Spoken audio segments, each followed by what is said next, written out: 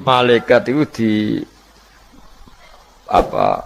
Malaikat itu kan yo dua pikiran. Terus iblis yo di pikiran.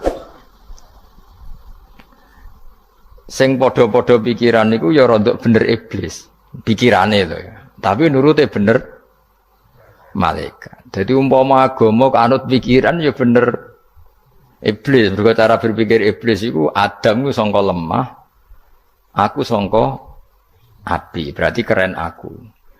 Nah cara pikirannya malaikat itu seram mikir bombolyondi dikongkon yo manut. Jadi agama ini sanat. Agama ini seorang lagi napa? Sanat. Sakjane cara tauhid ya keberatan. Aku ana istilah Baitullah ya keberatan. Wong Baitullah maknane omahe Allah sing takok. Allah manggon wirdi ning Ka'bah.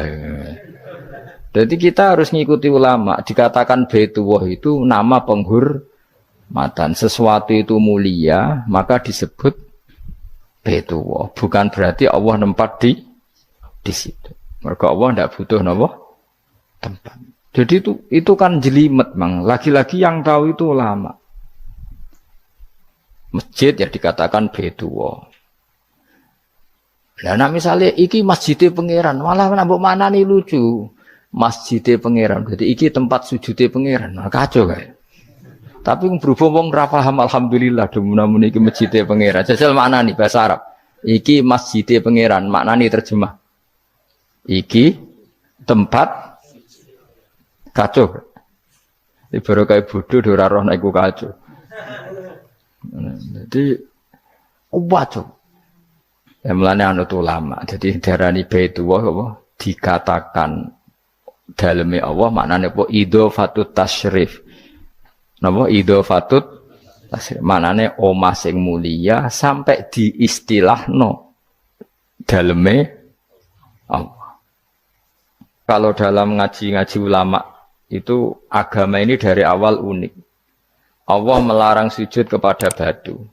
Tapi kita sholat itu madhep Ka'bah. Kemudian juga ada batu. Makanya kita harus menanamkan bahwa semua sujud itu lillahi ta'ala. Dan soal ada arah, ya penting arah. Nggak mau arah madhep segoro kidul, wah repot. Jadi arah itu mau dipakai kesepakatan untuk menunjukkan kalau kita muslim, arahnya sujud itu ke Ka'bah. Tapi tetap sujud kita hanya lillahi ta'alanya karena Allah. Kanjeng Nabi nanti takut orang Yahudi, Muhammad nak langit bumi itu sok ben hancur pas kiamat. Terus manusa sing mati mulai Adam sementara ditakok endi. Jadi nak takok ngono mirip so. Mirip Yahudi. Nak mirip Sugair apa? Nak mirip ngamure. Jadi agama ini selalu disoal pakai akal. Jadi agama tanpa akal ya iso berdiri, tapi kalau terlalu bawa akal itu ya repot. Ya makanya tadi itu pentingnya riwayat. Seorang lagi pentingnya apa? Riwayat. Makanya coro Imam Malik itu enggak suka sama agama di logika itu enggak suka. Karena nanti orang yang punya logika terus merasa lebih punya otoritas terhadap apa? Agama. Ya wis sesuai ngono agama iku angel oleh nerangno sampean agama iku. Sampeyan saiki tak bedheki. Nabi Adam diusir kondi. Swarga. Terus swargane Nabi Adam saiki didakon ndi? Mergo swarga iku luase sak langit bumi. Lah nek iku saiki didakon ndi wong? Swarga lebih luas ketimbang langit. Kan enggak mungkin sesuatu yang luas diletakkan di yang sempit. So, akhirnya Mu'tazilah gak percaya anane swarga zaman Nabi Adam. Jadi swarga sing cerita Adam itu tidak sama dengan surga yang nanti arduhas samawati wal ard. Jare ahli sunnah ya sono. Lah ning ndi wis ra roh pokoke ono. Ya itu kan sama-sama terus diterusno wong debat. Ya sudah guys. Nak cara aku wis mlebu sik kok gampang nerangno nek wis bar roh. Secara teori kan gitu, ora roh kok nerangno sak usih. Bro. Ya sudah, sampean bu swarga wae lagi apa? Lagi nerangno. Pas aku nerangno kowe ra ning swarga, ya wis ra ketemu. Wis kono enak nang cangkem elek ngono wis aku ben nerangno kowe ra ning kono, ya wis akhire gak. Apa cocokan sampean? Aku tak nerangno swarga lah. Sing kono ben nerangno neraka. Mergo roe neraka. Agama iku unik. Ya karena tadi apa ya? Dari awal agama ini di kaum yakilun, tapi akal yang berlebihan itu ya mengganggu agama. Ya sudah, makanya saya ulang lagi itu riwayat ya. Sebagian ini apa? Riwayat. Inna hadzal ilma dinun fangzuru amman ta'khuduna dinakum. Agama ini ilmu, kemudian kamu harus dari sanad yang benar. Ya, dari sanad yang apa? Dari sanad yang benar. Ya sudah seperti itu. Mana itu kalau setuju model kayak sholat sunat safar tidak harus madhep kiblat terus. Jadi agama ini sudah unik. Misalnya gini ya, sholat fardu kan wajib kiblat, tapi ada sholat yang nggak usah madhep kiblat, yaitu sunat safar. Misalnya orang di pesawat gini. Karena guling-gilingan, hakikatnya kiblat itu tidak fokus kita namun Allah Subhanahu wa Ta'ala. Jadi memang agama, tapi lagi-lagi itu butuh riwayat. Seorang lagi butuh riwayat. Kalau nggak pakai riwayat terus kok Abu Nawas kabeh.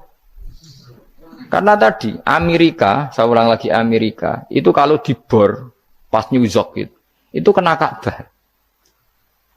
Lah logikanya kalau arahnya pas itu kan bebas arah. Berarti orang Amerika oleh sholat bebas. Tidak bisa seperti itu, ya tetap anut konsensus ulama sana atau tradisi sana, kiblat itu ngambil arah mana, karena dia pas. Ya bumi yang ada arah itu secara akal kan hanya rubuk 1/4. Makanya kalau kamu belajar falak itu ada rubuk, lainnya itu sudah ada arah. Misalnya bumi bulat bola, yang sama atas dikatakan sama-sama di atas, ya kadarnya hanya 1/4, lainnya itu sudah dikatakan samping. Makanya seperti Denmark itu ada daerah yang siang itu sampai 3 bulan, entah berapa siklus sekian puluh tahun. Ada yang lebih lama siangnya sampai 18 jam. Kalau daerah di Eropa kadang puasa itu sampai 18 jam. Ada yang selalu nggak kena matahari kayak kutub utara, kutub selatan.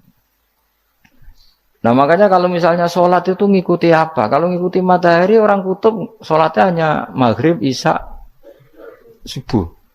Gak wajib poso orang tahu ono berino misalnya. Ya tidak bisa seperti itu. Jadi kalau nuruti logika kan terus berdebat terus. Tapi kalau nuruti rasa sebagai hamba. Orang kutub butuh sujud sama Allah. Orang kutub butuh loyal sama Allah dengan memperlakukan puasa. Ya sudah, akhirnya kita harus puasa. Nah, lalu kalau ukurannya matahari, mereka tidak punya matahari. Memangnya puasa itu penyebabnya wujudnya matahari, apa penyebabnya loyalitas sama Allah Subhanahu wa Ta'ala? Loyalitas. Kalau penyebabnya matahari ya, berarti kalau nggak ada matahari, nggak usah apa? Tidak usah seperti itu cara berpikir, makanya ngikuti ulama. Karena ulama yang tahu tradisinya Allah dan Rasul. Ya seorang lagi ulama yang tahu tradisinya Allah dan Rasul. Meskipun ya kadang saya enak dewe ulama. Mergo ya kadang ya mau kalau bolak-balik ngomong gak diterang nombek cangkem elek ora paham-paham. Makanya masyhur itu ada kiai di debat sama orang rodok PKI. Pak Kiai, kalau setan dari api masuk api kan biasa. Terus susahnya apa? Mau materinya dari api itu. Kiai itu mek lemah, sawurna raine. Loro cung, nggih sakit. Jare wong kok lemah, kena lemah kok loro. Karena serak kena diterangno. Manusia materinya kan dari tanah, berarti kena dipendem urip-uripan. Piye ya? Ya loro ya. Lah ya jare kok lemah kok dipendem ning lemah kok. Karena dijelaskan pakai lisan yang baik, gak paham-paham. Sebenarnya kita ini ingin selalu baik, tapi ada orang-orang diterangkan cara baik-baik itu.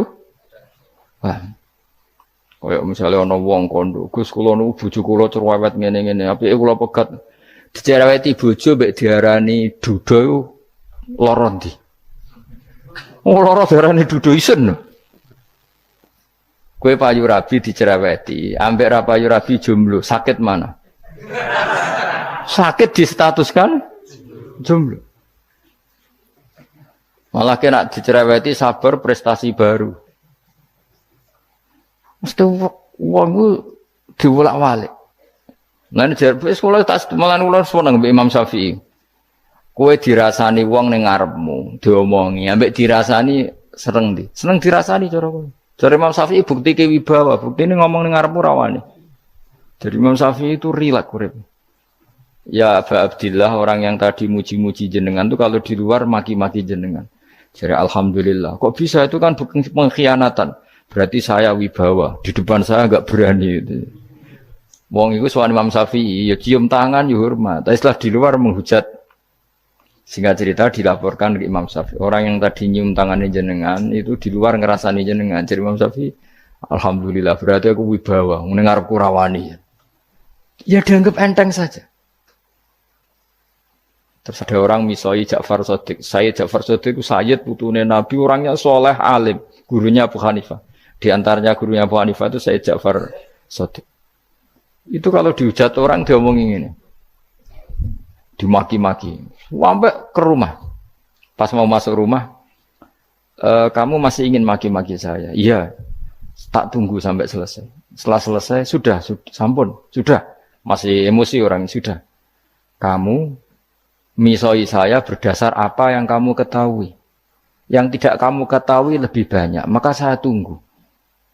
Sesuai izin. Izin sampai. Terus ketika ditanya, kenapa engkau sabar ketika jenengan saya pisui? Orang ini akhirnya tobat, mencium tangannya, mencium lututnya. Jawab saya Ja'far Shadiq ini. Aturahu tu'sokurhan, aturahu yu'sokurhan. Kowe ora ngrafaham kalimat itu, tapi tak terangkan ben dadi wali. Kowe roh pangeran. Ya tahu. Sing durakani pangeran tuh banyak enggak? Yang maksiati pangeran tuh banyak enggak? Banyak. Lah yung pangeran sing di langit bumi wae dimaksiati, apa meneh trimo aku.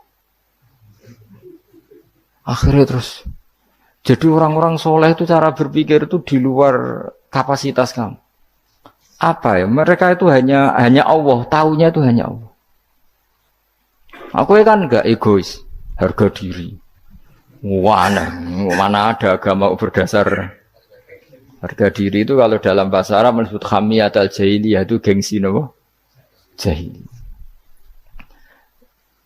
Makanya ketika saya berkali-kali cerita itu, ada seorang ulama dipanggil tetangganya, nom. Setelah sampai situ, sudah kembali saya tidak butuh kamu. Setelah sampai rumah dipanggil lagi, sudah kembali lagi sampai 3 kali. Ulamanya tetap ceria, tetap nyaman. Ketika ditanya, kenapa engkau tetap nyaman? Wahai pemuda, kamu itu tetangga saya. Kata Allah dan Rasul, nak kue iman be Allah Rasul, kon ngapii tonggo, kon ngundang aku ya teko. Ya seneng nuruti perintahnya. Ketika kamu nyuruh saya kembali, ya saya kembali. Memang itu keinginan kamu. Kue tanggaku, aku kon nurut bek tonggo. Aku ora urusane bek kue. Aku mau nyaman bek perintahnya.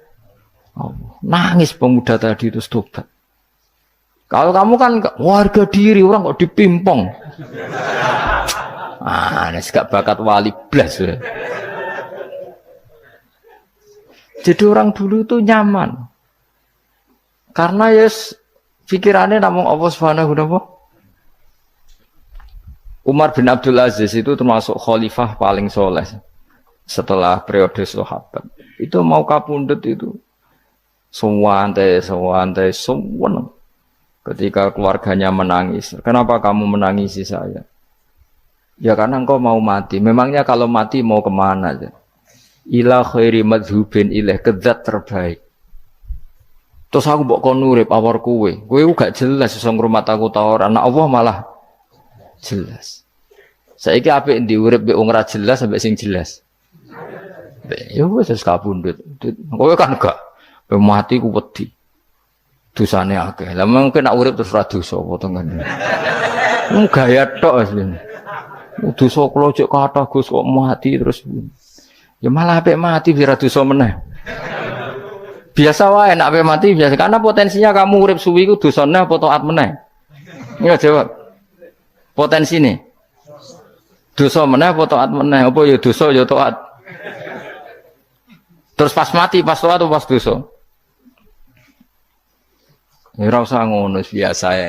Sampai mati, mati ae matur pangeran Gusti nak saene mati nggih. Mati mawon nak saene urip nggih. Urip mawon Gusti semua anut jenengan wis. Zaman kula urip sing ngrumat nggih jenengan mungkin sampean mati sing ngelola nggih napa? Jenengan pun donya sing ngurusin jenengan. Kan sebenarnya kalau kita berpikir gitu kan nyaman. Zaman kamu hidup yang mengendalikan jantung, paru-paru, oksigen juga Allah. Dan kamu nggak tahu caranya, tahu-tahu hidup. Tapi setelah mati dikubur kamu iskal. Lalu sistem pernafasan saya gimana setelah saya mati? Memangnya zaman yang dunia kowe roh. Oh karena ada oksigen. Nah, terus oksigen wujudnya karena apa kowe ya ora roh.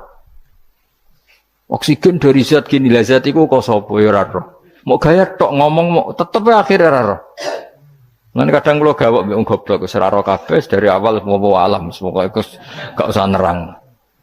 Nah, artinya gini, kalau zaman di dunia kamu tidak bisa mengelola diri kamu sendiri, juga sama setelah mati tidak bisa mengelola diri kamu sendiri. Semua itu al-amru biyadil, semua itu dalam kekuasaan Allah Subhanahu wa ta'ala. Ya sudah, alaihi tawakkaltu wa ilaihi unib. Ya sudah, kita pasrah saja dan kita hanya kembali kepada Allah Subhanahu wa ta'ala. Ya sudah, itu agama. Tapi nak bawa logika pakai akal. Wah itu orang mati itu sudah nggak bisa apa-apa, sudah jadi tanah gini-gini. Ya, masalah catekar yang ngerti, nah, jadi tanah itu tidak bisa apa-apa. Tapi masalahnya kita ini dikendalikan oleh zat yang bisa mengelola semua. Yaitu Nabi Adam diciptakan juga dari tanah. Ya sudah hanya berdasar riwayat itu yang kita akhirnya meyakini setelah kita mati juga bisa hidup lagi. Tapi rasa khawatir, iblis itu ya do'if, iblis ya lemah. Nyatanya ya, kue tetap ngaji jalalan. Berarti orang sukses menyesatkan. Kodang di kue iblis. Ya kodang sampeyan, tukon ra ngaji tetap ngaji. Tukon paham tetap ra paham. Berarti iblis itu enggak keren loh. Betul, saya setiap melihat orang sholat itu menyaksikan kekalahan apa? Iblis. Jadi iblis itu ya kalah ora kok hebat ya ora. Biasa mawon, ora usah sing hebat ya namung pangeran. Dari awal iblis wis menyerah ngadepi orang sing ikhlas. Ikhlas itu dimulai dari awal. Cara bahasa Inggris pokoke hilir sampai hulu sampai hilir kudu ikhlas kabeh. Misale kita duit, yakin nek iku wae Allah. Sehingga kita ketika ngasihkan orang itu kamu enggak merasa itu milik kamu. Sehingga enggak gampang ngundat. Selagi itu kamu benar keduanya awalnya salah itu masih mungkin tidak ikhlas. Uang ini milik saya, tak kasihkan kamu dengan ikhlas. Kalimat milik saya ini menjadikan suatu saat kamu jadi undat-undat karena milik saya. Tapi kalau ikhlasnya dari depan, uang ini milik Allah, ilmunya bahak milik Allah. Terus tak kasihkan kamu juga hambanya. Dari awal kan merasa saya tidak punya apa-apa. Tapi selagi saya ikhlasnya hanya separuh. Ilmu saya tak kasihkan kamu karena Allah, berarti masih potensi enggak ikhlas ya. Jadi kalau ngelatih ikhlas itu harus dua-duanya. Kamu punya uang milik Allah, punya ilmu milik Allah, punya jabatan milik Allah, kemudian kamu kasihkan sesuai perintah Allah, itu lebih mudah ikhlas karena la haula wala quwata illa billah. Selagi masih separuh saja salah, itu potensi berikutnya juga ikut salah. Misalnya aku ngurmat yatim kok ikhlas, duitku tak kena. Kata duitku itu menjadikan suatu saat. Dulu tak rumat, saiki jebule lali aku. Tapi kalau alhamdulillah saya pernah digerakkan Allah ngurmat yatim dengan milik Allah juga. Sehingga kita sekedar pernah melakukan ketaatan ini senang. Enggak penting berikutnya anak yatim ini nanti peduli kita apa enggak, enggak penting. Itu ikhlas ya. Ikhlas itu sesuatu yang semuanya lillahi ta'ala ya, dan inna sholati wa nusuki wa mahyaya wa mamati lillahi rabbil alamin. Masyhur itu khilafnya ulama. Apakah malaikat itu termasuk umatnya Kanjeng Nabi Muhammad sallallahu alaihi wasallam? Ada ulama yang mengatakan cara pandang Nabi diutus itu untuk mensolehkan yang tidak soleh atau mensolehkan yang potensi tidak soleh. Kan orang itu ada dua, ada yang memang tidak soleh disolehkan. Ada yang potensi tidak soleh. Sebetulnya sudah soleh, tapi potensi juga tidak soleh. Terus disolehkan. Nah, malaikat ini kan tidak berpotensi maksiat sehingga nggak butuh nabi. Seorang lagi malaikat itu kan nggak mungkin nggak soleh, selalu soleh. Berarti nggak butuh nabi. Itu cara pikiran Imam Suyuti. Sehingga dia mengatakan Quran itu memperingatkan semuanya kecuali malaikat. Karena malaikat tanpa diperingatkan sudah soleh. Tapi kata ulama yang lain tidak seperti itu. Malaikat tetap senang sebagai umatnya Rasulullah Shallallahu Alaihi Wasallam karena butuh status tasyrif. Tasyrif itu keren. Nanti takoi ke melok kelompok isopo, melok kelompok Kanjeng Nabi Muhammad Shallallahu Alaihi Wasallam. Sehingga kalau nanti ditanya Allah, mimman anta misalnya, min ummati habibika Muhammad, itu keren. Kayak termasuk umatnya kekasihmu Nabi Muhammad Shallallahu Alaihi Wasallam. Lalu kamu ngikuti apa? Yo min ahsani kitabik, macam ngikuti kitab terbaikmu ya Allah. Sehingga mereka ikut umatnya Nabi bukan karena disolehkan, tapi karena tasrif, satu kehormatan. Itu yang diikuti ulama. Tradisi kita, ahli sunnah, ngikuti yang pendapat itu. Ngikuti bahwa malaikat pun suka dikategorikan umatnya Kanjeng Nabi Muhammad Sallallahu Alaihi Wasallam karena nambahi tasrif. Nambahi apa? Tasrif. Masyhur itu Imam Suyuti dalam hal ini kita ngikuti ulama mayoritas, bukan ngikuti yang ini. Masyhur kan Jibril ditanya, kan itu ketika Jibril ketemu Nabi Muhammad ditanya, untungnya apa kamu jadi safir? Safir itu kira-kira terjemahan bebasnya panitia saya. Jibril itu kan ya jauh dari langit turun bumi, dari langit itu kan jauh. Terus kamu untungnya apa? Karena Jibril itu tahu betul peristiwa yang pernah dilakukan Allah. Yaitu kayak apa malaikat yang di langit bisa diusir karena kesalahan tertentu. Malaikat yang sok suci kayak siapa itu Harut Marut juga dihinakan seperti itu. Dan Jibril tahu betul Allah itu yaf'alu ma yasha. Jadi yang sekarang malaikat bisa saja jadi pokoknya tahu betul Allah bisa melakukan apa saja. Karena Jibril tahu betul Allah, karena dia ketua malaikat. Kan kita tahu misalnya ada sejarah siapa? Harut Marut, dari malaikat menjadi hina seperti itu. Terus Jibril akhirnya tanya, ya sudah, Jibril punya apa? Terus ditanya Nabi, kamu untungnya apa setelah jadi safir saya, jadi panitia yang ngurusi wahyu. Terus kata malaikat Jibril, saya tidak pernah merasa aman, apakah saya selalu dalam posisi ini?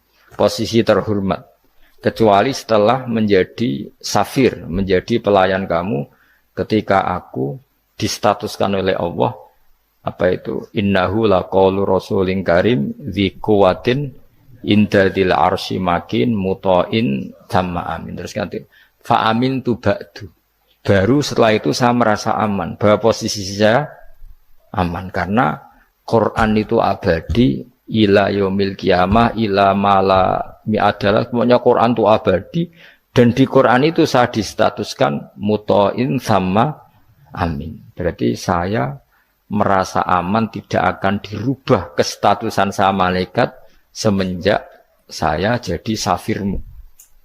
Intinya Jibril juga mendapat kehormatan karena ngitmai Quran. Paham ya? Makanya kita di sini mengatakan ini pendapat Imam Suyuti, tapi hampir semua ulama berpendapat apa? Malaikat pun ikut mendapat berkahnya Kanjeng Nabi Muhammad Shallallahu Alaihi Wasallam. Jenenge apa? Berkah tasrif, apa berkah apa? Tasrif. Jadi punya status kehormatan.